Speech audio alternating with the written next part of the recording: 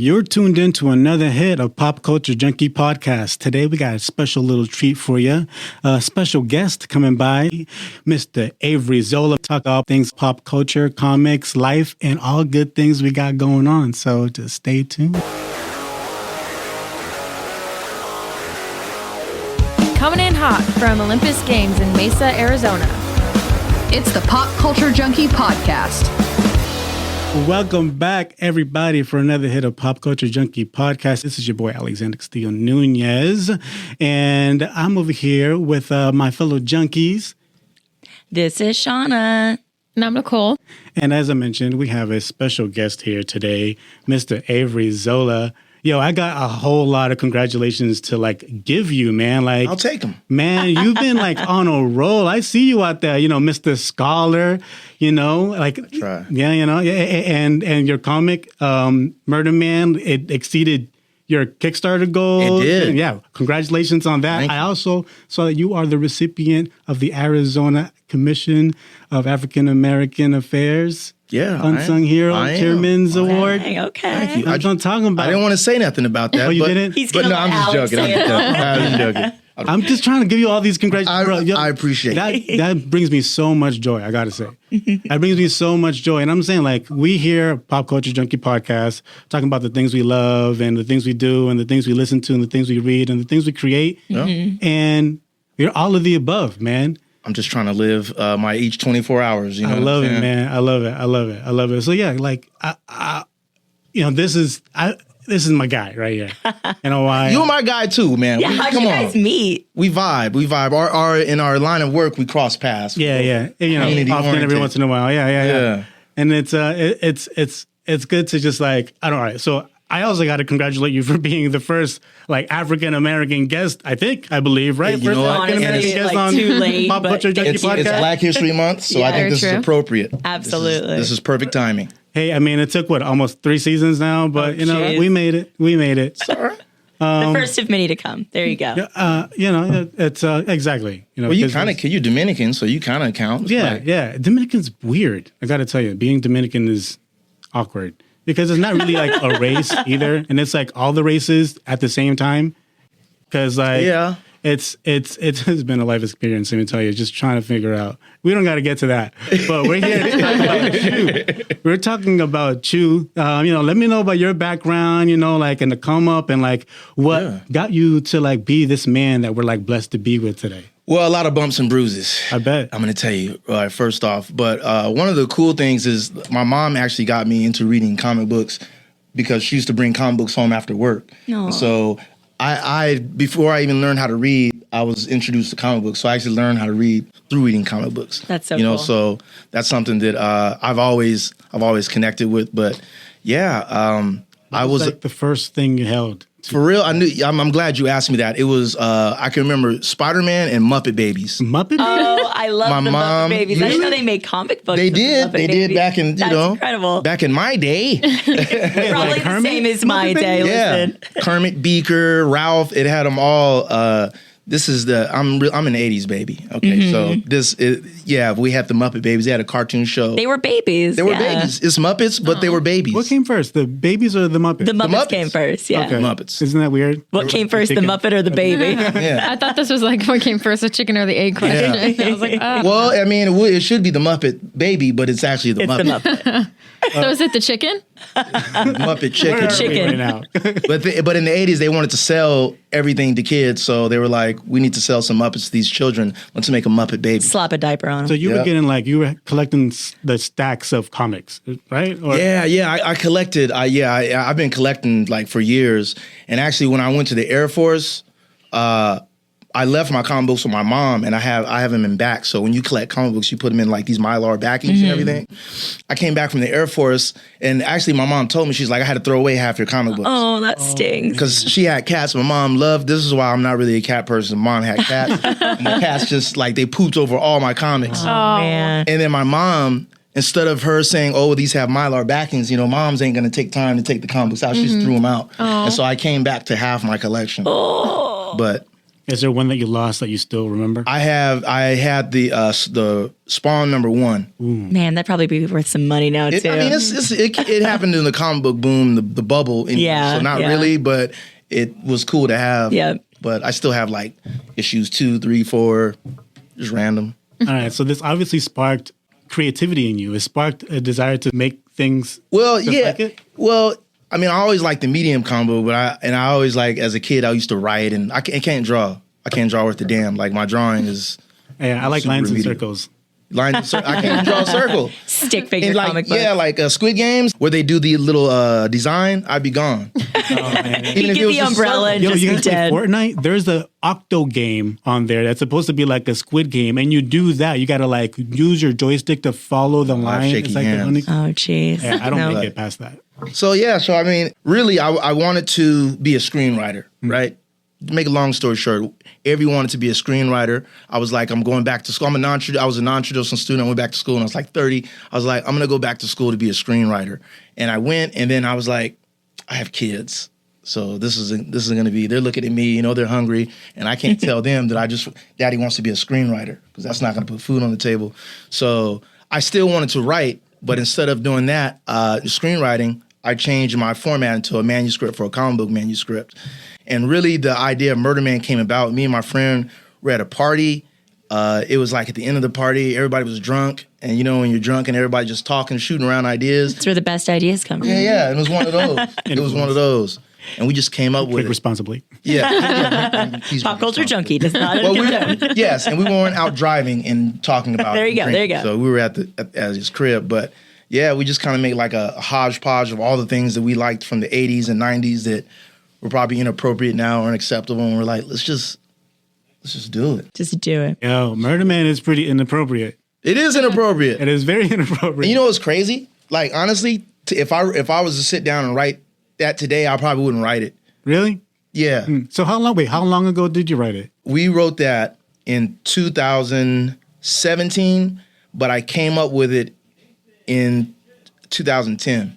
So what is Murder Man about? So- Brief elevator pitch. Okay, so Murder Man is basically the son of the Grim Reaper. Oh, shoot. And the story is about the Murder Man, time-altering drifter, and a clairvoyant prostitute are in a love triangle. What? It's intense. I am so It's here pretty for this. intense. Yeah. I love it. Hold on. May I just get a little? Yeah, get go something? for it. Okay, Go for so it. I gotta just pick this up because this is like everything's happening, and there's also like humor in here.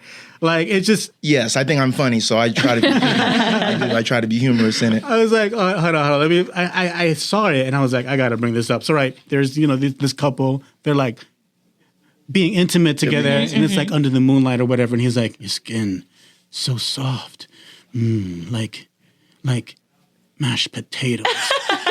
Yes. and then if you look at her face, she's like nonplussed. She's not even there. She's like, That's great. He's yes, like, okay. Absolutely. And then like the craziest thing happens afterwards, but I'm gonna leave that for the reader. Like you got like lightning and lights just breaking buildings and people getting split. It's right. So and I'll tell you too. And part of the idea for Murder Man came from Final Destination, right? Oh, I love And it. I was like, that's totally his power. So his power is he can control death. So Okay. it Yeah, he's the son of the Grim Reaper, right? Exactly. So he just makes people can die in all kinds of different ways. And so It's basically so- the book, he's oh my killing God, people you're in blowing my a mind variety right of different now. ways. Alex is just losing his mind. I over am here. because I just finished. Before I got here, I read through what I have so far. Yeah. I'm like excited for the finale because this is dope, man. I gotta Thank say, you. yeah, Thank you. like, and you understand that he's the son of like the Grim Reaper, but you are still. I forgot. Because you're you're so like invested in his story, in it. yeah. Yeah, like, Yeah. and it comes together. Like, I'm going crazy because, like, oh yeah, that's right. And then it's connected to a church and everything, and like, you is. really, it's. It is. Sigmund Freud would have a field day with that comic. He would. He'd be like, what's But wrong how does with that this make guy? you feel? Yeah. So you have one issue left. You said there's a finale. Well, coming? we made 2 issues, but it's supposed to be a 3-issue miniseries.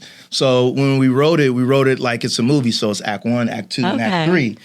If I could do it all over again, I would just put it all out at once at one shot. But I was so I don't know. excited. I think what you did here. You think- I mean- because I want the final act, and we're here now, just talking about it and like amping it up. Mm-hmm. Like I kind of want everyone else to experience it with me. Yeah, I hear like you. a good cliffhanger. Mm-hmm. You know? Yeah, well, each issue does end on like a little cliffhanger, but the third act is kind of rounds it all out. When they came into the second, right? It was because it leaves in a cliffhanger. Yeah, and because you're trying to understand what is you said the love triangle, and it's Grace and disciple or Sipe. That's okay. Oh my God, there's a cyborg too. I love it. Well, his name is Sipe. There is a cyborg. No, there's a cyborg. Don't you worry. It's there. If Every you good want it, comic it's there. needs a cyborg. You know, there's a cyborg. Absolutely. No, man, I don't want to like spoil it too much, but I love it, and I think even just like with the Kickstarter, exceeding your goals and like get into this, it shows like there's a sense of community and people are interested in it. And that's good that you said that, because I mean, something like I was mentioning earlier, like this project was total punk rock. It was basically everything that was going on in popular culture at the time. This is the opposite of that. So we were just having fun, it was nothing serious. The book really isn't saying anything other than the fact that it's doing a lot of callbacks and of the 80s and 90s pop culture, stuff like that. So yeah, it did feel like one of those, like, to me, it felt like a 90s action. That nostalgia. Yeah, exactly. So when we did the Kickstarter, that's one of the things is that I had to learn for anybody out there. This thing about doing a Kickstarter, it's all about building community. Because there was actually this guy I'm in this Facebook group, and he was mad. He was like, "I'll never do another Kickstarter again. No one supported me." It's like, people don't know about it. Yeah, How are they going to support it? And he's this brother, and he was like saying like, black people always talk about support, and then they'll never want to support nobody. I was like, wow. I was like, I see his mistake. And people were telling him like, hey, bro, I don't even know you. Yeah. Like, how do you have this project? And so that's one of the things I took to heart. And I started promoting our Kickstarter like 6 months before I launched the Kickstarter. So, and people don't know this, but when you do a Kickstarter, you can actually go through a pre-launch phase where people can just go and sign up to be notified when you start your Kickstarter. Interesting. I did that for like 3 months. I'm just going and just messaging people. So that's totally like up to you too as a marketer to like get people amped to kind of tease what's to come. Stay tuned. Murderman is coming. That sounds very threatening, but and another problem I had is I study black politics and racism and stuff, and I have a lot of friends and networks in different spaces, but that's one of them. And like people were like, why don't you just? Well, I hired like a publicist for like a couple months during the Kickstarter, and she was like, why don't you like pitch it to this community, to the African community, like it's a black creator owned. I was like, yeah, but this ain't really that kind of book. It's not. And so long story short, I was in this group with a lot of middle-aged black women, and like I didn't want to pitch it to them because I was like, they're going to read it and be like, what is this crap? Like, what is this? They would not. They like go to the corner, talk to you, like try to like help you. Yeah. Like you need like, to. oh, you need some help, baby? Like, oh, no. I'm looking at them like they're my mom or something, like, you can't read this. But they did, some of them did end up supporting me. That's cool. That's awesome. cool. That's good. That's Where good. can you buy the book? Right now on my website, I actually have the first issue. You can download it for free at SchemeWolfComics.com. That's SchemeWolfComics.com. And I don't have any of the other issues for sale because I did the Kickstarter, and I'm just going to release it all as a graphic novel. Okay. Nice. So I want to push that graphic novel, especially at the Fan Fusion. Yeah. Does Rust Belt City have any special like connotation or like what is Rust Belt? Yeah, I'm glad you asked that. So my friend who helped me write it, he's from Detroit.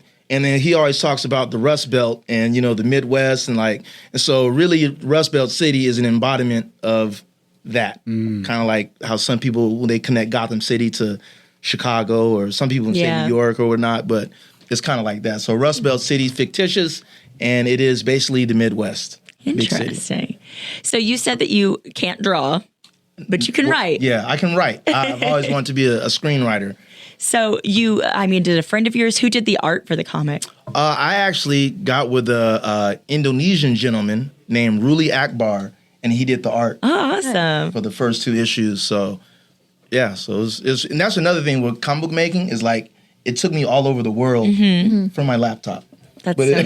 Because you mean all like international travel for real. It's like comic books are everywhere. Like there's no I've talked to people from Africa, from Indonesia, Ecuador, El Salvador, Venezuela, all over that are into comic books, and there's a lot of artists, creators, and writers. Yo, that's crazy. I'm loving this. Yeah. I'm loving this, the entrepreneurship. Oh, of course. You know what I'm saying? Like getting your name out there, getting global.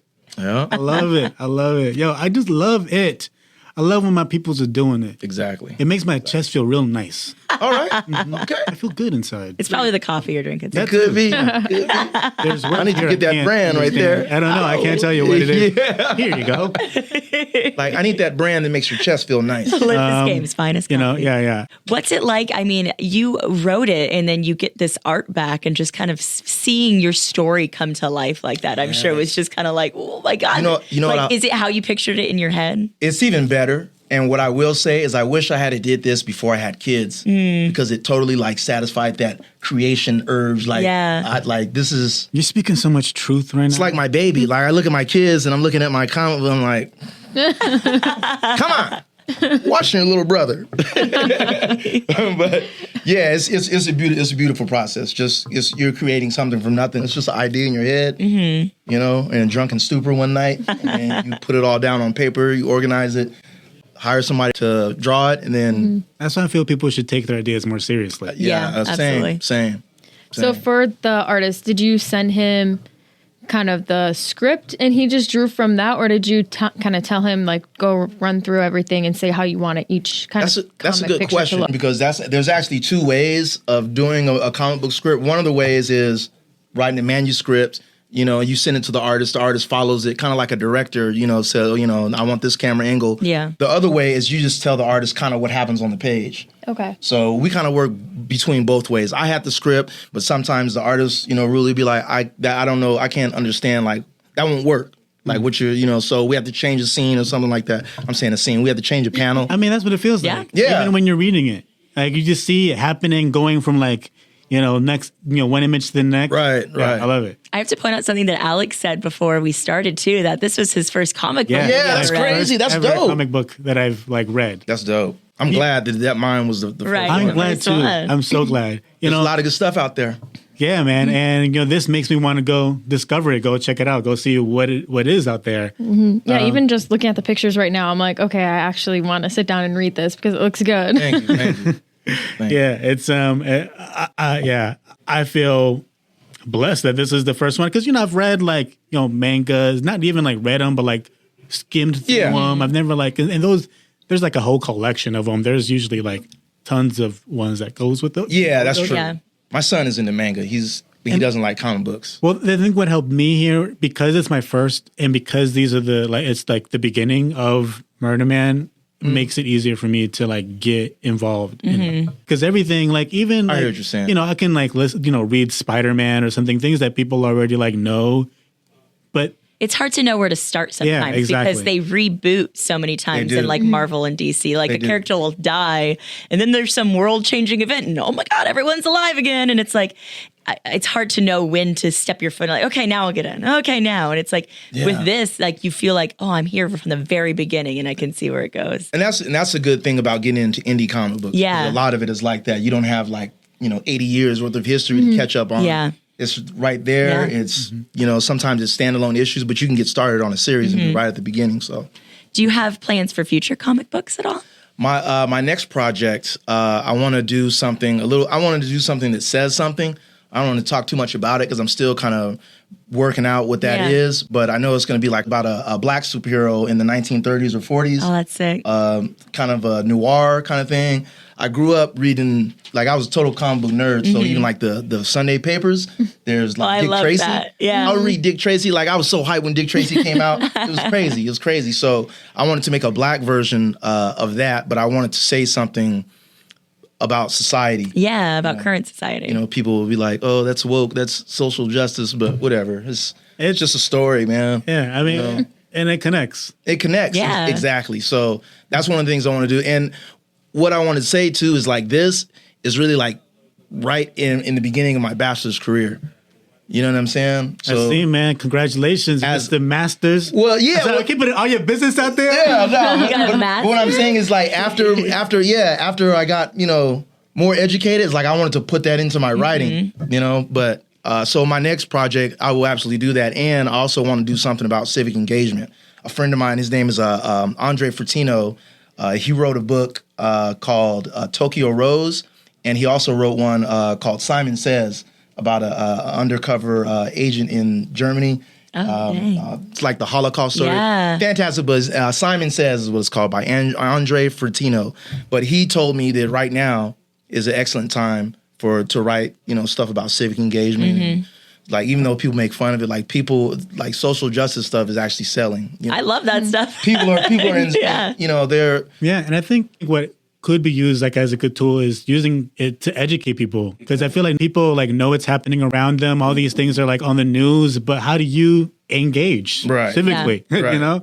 Yeah, exactly. And how do you present it to people in a medium that they're going to pay attention to? Because not everyone's going to sit down and watch the news all day. They might get bored, or I don't want to watch the news. But then if you give it to them in like a comic book or a story, then they're really sometimes don't even realize that they're learning while they're watching. And it's really just all about representation. Yeah, what absolutely. I've come to understand, like everybody just wants to be represented. Yeah. I remember when I was a young kid reading comic books, I would be like, oh, I wish there was more black superheroes. Yep. Like I would get excited even if it was a white writer writing about a black superhero. Yeah. Like I wouldn't care. I was just excited that it was a black person in the comic book.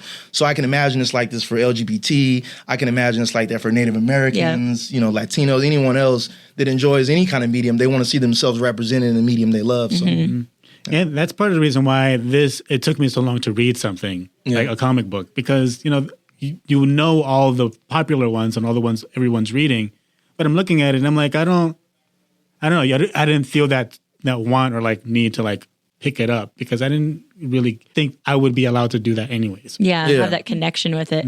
That's how my husband feels a lot with like cosplaying. I do it a lot, and I'm always like, oh, why don't you do it with me? And he's like, because there's no one like Brown that I can cosplay with you. And I'm like, God, like I can't even put myself in his shoes, because I'm just like, God, he's and like, you can race bend characters, but he wants to relate to something that he can actually find himself in. Exactly. That's a good point. Yeah. That's a good point. So writing these comics, where does your inspiration come from? This is basically a B movie. So my inspiration comes from all the bad 80s and 90s B movies, 80s and 90s comic books by like Frank Miller, Alan Moore. Yeah. People that push the envelope, edgy stuff. I really like edgy stuff.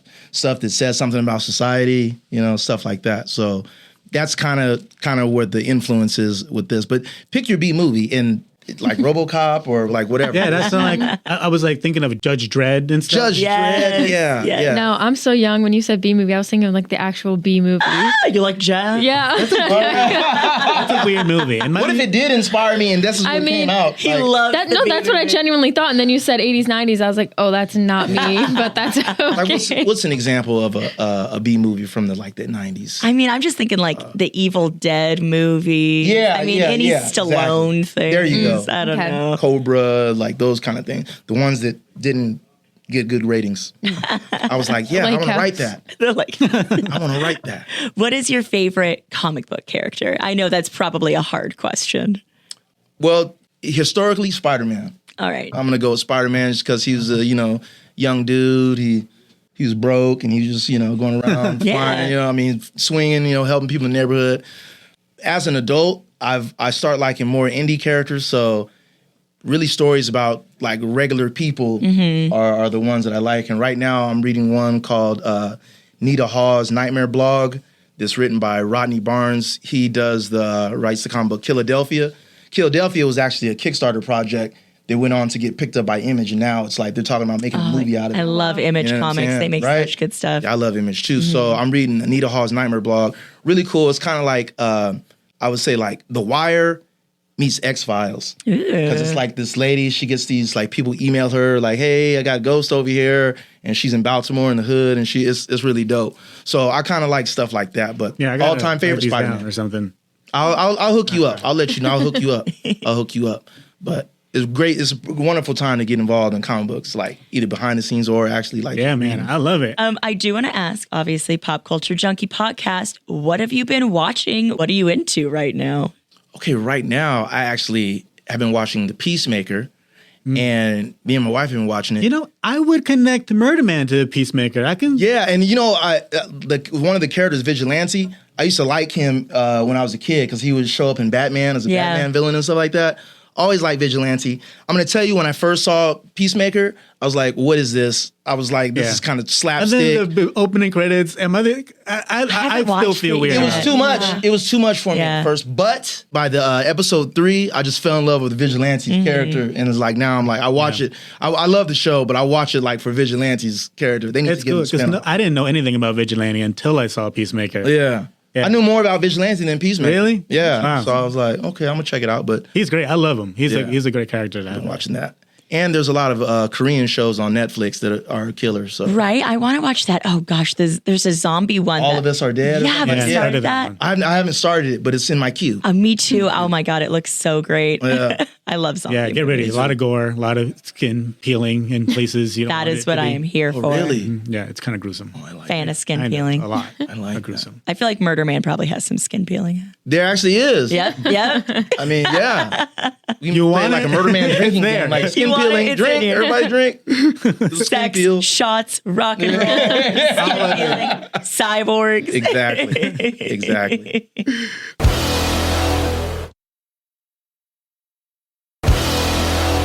I feel, it's great to see like the inspiration because you're, talking about civic engagement and making it inspire people. Because I feel like if I were to look up to a comic or a character, even if it's a superhero or something, doing something, for the neighborhood, like, your friendly neighborhood Spider-Man. Yeah, right? I feel that also kind of sparks that desire or like inspiration or influence to want to serve your community. I think it did. I was going to say that. I think it did. I think that's why, I always wanted to do something where I can help people or be, do public service or something like that. It's better than doing community service. Forced communities. Like, I want to volunteer and do this. Yeah. Not to be forced to, but I do think that kind of instilled something in me that it was good to have a day job or, and then do something cool to help people. So me, in the daytime, I'm I'm saving people. And then at nighttime, I'm writing stuff, trying to, Yeah, I got to say, man. You're like a superhero. I'm like a superhero. Real life. I try to, that's how I tell myself. Inspiration here. Yeah. And I look up to this guy. That's why. Thank you. I look up to you too. Man, I don't know. Come on. You're actually doing. I'm just the guy that's around. You're like the man that's in. Like I'm just this guy. You're the guy with the shirt and the pants. Exactly. That's how they know me here. You're the guy with the shirt and the pants. Right. I got to make sure I have at least one of them. Okay. Yeah. I like that. No Winnie the Pooh?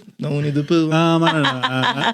Just pantsless, just a shirt, little crop top. I don't think they want that. I mean, and, part of the inspiration is because I feel, I have things in my head, these ideas and things that I want to create. And before, or at least you would think about trying to get this published or put on the screen. And I remember, or at least I felt like it was such a maze to get to the finish line. And, all these you send it to a big studio and you got to wait for them to respond. And there's this whole process. You never know it's happening. I feel now there's a new kind of way for people to really get their stuff out there. Yeah. And, even, it is. Things that the Kickstarter and stuff, do you feel like the times that we're at now is a good place to be, and also the opportunity to even expand it? Yeah, because right now I think that that your everyday person that has a laptop can compete with a corporate business. Mm-hmm. You know, to a certain degree. Stuff? Said what? You think that's oversaturating? Everybody just putting content out there? I mean, yes and no, but I mean, it's so number one, the big industries are always going to oversaturate. So right now, Marvel Comics, their problem is they have 100 titles. Mm-hmm. Probably only 6 of them are good. Don't tell them I said that. Right? And then DC, I swear DC has a Batman in every country. Yeah. There's so many Batman titles. How many different takes of Batman? There's probably going to be a Dominican Batman. I'm pretty sure there is. You know what I'm saying? There probably already is. There's one in Africa. There's one in England. They even have a comic book about Batman's butler. They have a show about it. They have an Alfred comic? It's called Pennyworth. Yeah, his last name is Pennyworth. There's a show, though, called Pennyworth. There's a show, too, and they also have a comic book. He's a beast in that. I imagine so. I've seen clips. But I'm how much Batman do we need? Yeah. Dear God. Yeah. So, do you see an oversaturated? Yes, it is. But the indie titles, there's lots to choose from. So whatever you're interested in, they have that. And I think if they don't, then just make it. Exactly. Yeah. Bam, there it is. If you were to make this movie, what genre would you want it to be? Like horror, thriller? This is horror, and is comedy. So I would put it up there with like like the Return of the Living Dead. Yeah, Evil Dead. Yeah, like a horror satire. Exactly. So it has like some satirical elements to it, but it's really in the vein of horror. The Murderman character is basically, it was like if Freddy Krueger was a good guy. And in this comic book, he doesn't start out as a good guy, but you kind of see his little character arc in the 3 issues. Those are always my favorite kind of characters that start out a little in the gray area. Yeah. Start like Lucifer and stuff. And exactly. Villains who turn into heroes. So how different is the comic book to the screenplay? You said that was first, right? Yeah. It's pretty much the same. The only thing that I will say is I originally came up with this idea when I was in the Air Force, and the story was about a guy who wanted to come back. He was dead, and he wanted to come back because he loved a woman, and then the woman he loved, he got tricked by the devil, and he didn't really get to come back. That is his kid right here. So he became the Grim Reaper. So it's kind of like I had like millions of stories in my head. I just got to sit down and write them.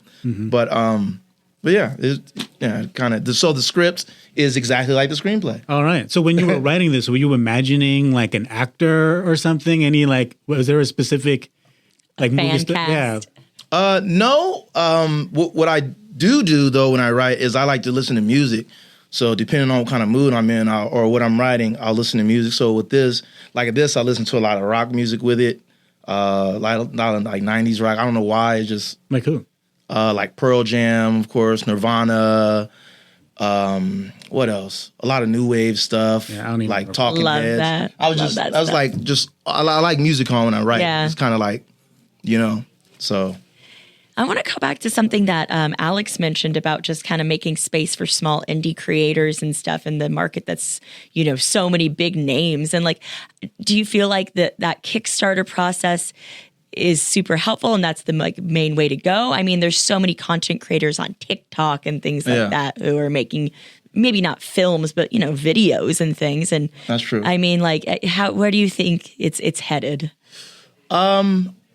I think Kickstarter is just one of the tools that you could use. Ideally, though, you're using all of them, as many as you can. So, so when I did my Kickstarter, I had something going on Facebook. I have something going on Instagram.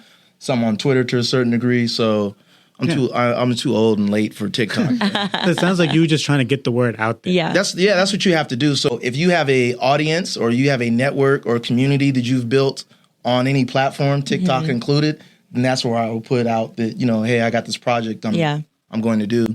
But a lot of the times you just want to have something that's like transactional. So you want to be giving them something. And they want to be, something in return. Yeah, exactly. Yeah, it's a partnership, I guess. It is. That's what a lot of people don't. You don't just come out with a product and say, "Hey, buy my stuff."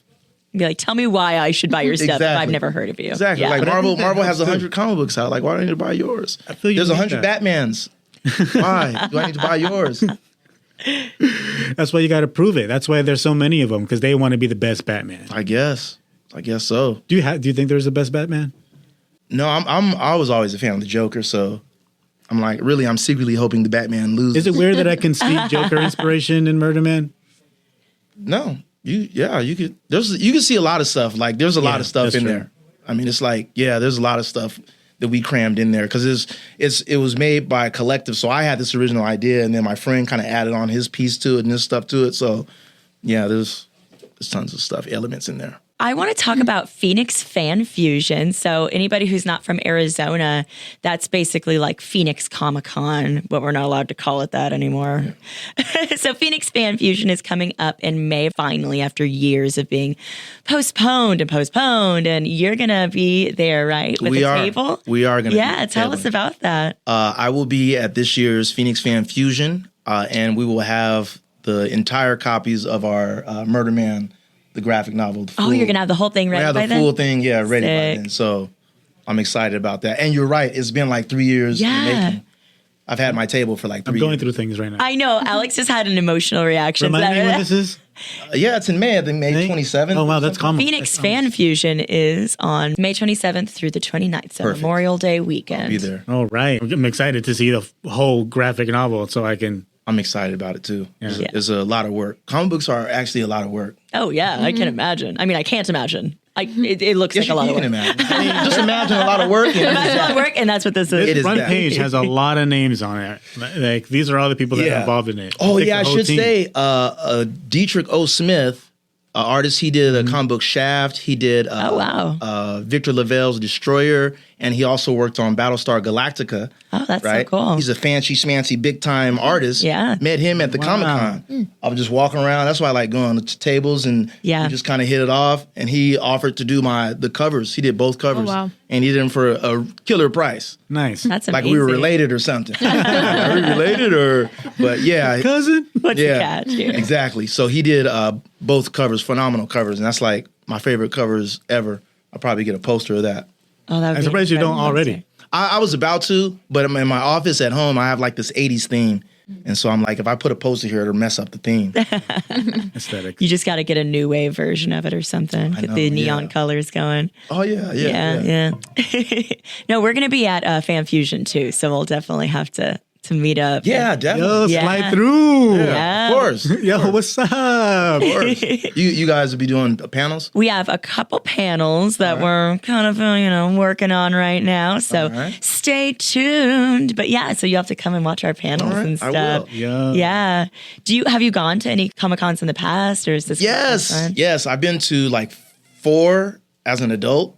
And as a kid, I don't think I ever went. My mom never wanted to take me, but she would go for me. Aw, bring you Would. back stuff. Yeah, and I used to take that for granted. But that's so dope. I was like, because I would never do that for my kids. It's like, you want me to go to the Phoenix Convention Center and just bring you back something? No. Absolutely not. Just for you? No. Get myself some stuff, maybe. Yeah, We can share later. Right. But yeah, it's going to be cool down there. They have a lot of stuff down there. So I'm going to be shopping. I'm going to be talking to artists and writers, networking, and I'm going to also have the graphic novel. Yeah, we just went to Los Angeles Comic-Con, and that was one of my favorite parts, was just, connecting with people and just kind of like making connections with people, and just like, indie artists and things was one of my favorite parts of it. So. I also went and I actually sat in on a couple panels the last time I was there. I never did that because I used to just walk by like those nerds. As he goes home and writes his comics. Exactly. Nerds. I was always in denial that I was a comic book nerd. I forgot to tell you that. Like all through since I was a Not a kid. nerd, no. I wonder if that's a thing. Because I feel, a part of me feels that way. Like, I felt like it was uncool. Yeah, I just embraced it. Well, it wasn't cool when I was collecting comic books. It didn't get cool till now. But like in the 80s and 90s, you had comic books. It's like, what do you got? That's But the everyone thing, collect baseball cards. Yep. Yeah. So if you had comic books, like, what are you doing? You're on the fringes.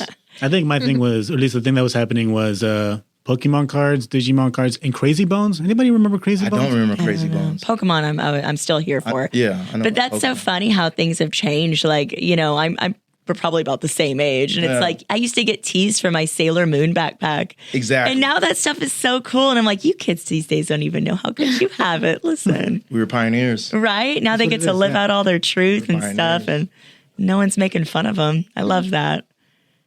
So, I mean, do you have Murderman's obviously a adult-oriented It comic. Any plans for any children's stuff? The civic engagement one will be accessible to kids. Oh, nice. But I'm going to tell you, it's very hard because I really don't like writing stuff for kids. Yeah, right? I'm not going to lie. I don't. So what's so hard about it? I don't know. I'm just like, I don't know. When I was a kid, I you always just find thought yourself, like like- more mature material. Mm-hmm. So it's like I want to write that, and it's hard for me to write Yeah. other stuff, you know. So Thinking with your kids in mind, like, would I let my kids read this? Let's erase that paragraph. yeah. So it's difficult. Yeah. It is difficult. I feel like you're trying to write a children's book about like mailing in a ballot, and then you want to just have something pop out of the ballot, out of the mailbox. like maybe the ballot has boobs or something like that. I don't know. Like it'd just be inappropriate. The first page I flipped to in Murderman was some boobs. yeah. Like, hell yeah, this is my comic. And I didn't tell the artist to draw him that big. I was like, Those are some tiggle bitties. he did. I was like, okay. So, Yeah. They're all very Tell fit, very, very. but Love it. But yeah, you guys see the Multiverse of Madness? I haven't watched the trailer yet. You haven't seen the trailer? I watched the first trailer, but I know there's a new one out. Yes. All I know is that I saw a meme. I think you posted the meme. It was like Tom Cruise. Oh, yeah. Eddie Murphy is Falcon. Murphy. Yeah, I was like... Brad Pitt is Thor. Yeah, I was like that. Apparently, like, everybody is in this movie. Yes. And I brought that up because back to what we were talking about. Yeah. Like now, comic books and all this stuff is like a multi-billion-dollar industry. Mm-hmm. And before, they were just these things printed on newsprint, you know? And it was just like zines and stuff. Like my dad used to like throw this, like, what get these comic books out, throw this stuff away. Like, what are you doing? You wasting your life away. Like, go outside, you know? And now there's people that are like putting their kids through college from these characters. So that's cool. Absolutely. Yeah. Maybe we wanting some kind of childhood like that, but it's another direction. Well, that was escapism for me. I mean, it was, so that's another reason like comic books were so cool because no matter what was going on, I could just sit down and read, and read comic books. So yeah, it was cool. Yeah, my parents would definitely would not allow me to read something like this as a child. I mean, my dad used to hate it. He'd be like, grow up. He'd be like, I will. I'm reading, Dad. Isn't that what you want? Right. Come on. I kind of up and watch some TV. When I stopped like reading comic books when I was like a teenager though, because I was trying to be cool and I wanted a girlfriend at some point. So I was like, I'll stop reading comic books just to, So I stopped reading them until probably for like 10 years, and then I was a lab assistant at Alhambra High School. That's a pretty rough school. I don't know if you guys been. Shout out to. So you grew up here? I grew up here. Yeah. Okay. Yeah, Arizona represent. Yep. Born and raised. And this guy, and we worked, we worked, but we didn't really work. So this guy, he brought me in a stack of comic books, and they were like the Civil War comic books from Marvel. Yeah. And the House of M when. She got rid of all the mutants. You see, I love that all it takes is just a little bit of inspiration. Give somebody a comic book. It does. Bring you right back into it. It's like drugs. I was right back. The pop culture junkies do not condone drugging. Yeah. Disclaimers. But yeah. Did you take courses on screenwriting, or do you have inspirations? Any people that you look up to? Yes. So from I already said like B movies. So all the B movies, all the dialogue. I love dialogue. Right. I went to Al Collins College. Didn't graduate. Studied screenwriting. Okay. Then I went to Scottsdale Community College and entered the film program. But then that's when I looked at all my children, and then I was like, I can't do it. Shout out to Scottsdale Community. Yeah, shout out to Scottsdale, and that's one of the best film programs in the state. I've heard that. Yeah. So I was going to go there, and I studied screenwriting, but it did help in writing the comic book script because the comic book script is very similar. You know? So it's super easy to transition into that. But as far as YouTube, I do have a YouTube channel. I've changed my YouTube channel to it's called Because Comic Books. Oh, cool. And what it is going to be about is just I'm going to do comic book reviews. I'm going to talk about the comic book industry from the indie standpoint, stuff I've been through. Yeah. And stuff like that. So really I just want to – so my YouTube channel was called SchemeWolf Comics. And some of the most highest rated view counts I got on there was when I was telling people some of the experiences I had putting – Murderman together. Yeah. And so I think I just want to continue that. And I have a lot of people asking me. I have like 1,000 some subscribers on there. Oh, that's so cool. Why in the hell are you subscribing to me? I don't know. I don't know. They're there, You got it, man. You got the stuff. I guess. So I'm going to start doing that as well. Very cool. Where else can people find you if they want to follow you on social media? Right now I'm on Facebook. Am I on Twitter? I am on Twitter. Reluctantly. Yeah, but I just changed the name. So Facebook is the most accessible. Instagram, SchemeWolf Comics on Instagram. Or you could also contact me through my website. What's your website? SchemeWolfComics.com. Awesome. Thank you. Yeah. Thank you for reminding me to say that. Right. What's the website? We were gonna bring you here for that. Yeah. I mean, that pretty much takes us to the end of the show. And, you can find me, Alex, at ALCASNUN at Twitter and Instagram. You can find me, Shauna Trinidad, at Shauna Trinidad on Instagram and Twitter, Shaunatrinidad. And you can find me, Nicole, on Instagram and TikTok at Nicole_Eldridge and on Twitter at NAEldridge14. Well, this is the Pop Culture Junkie podcast. Don't forget to visit us online at popculturejunkie.com, Facebook at Pop Culture Junkie Podcast, Twitter at Pop Junkies, Instagram at pop.culturejunkies. Tune in next week for another dose of pop culture.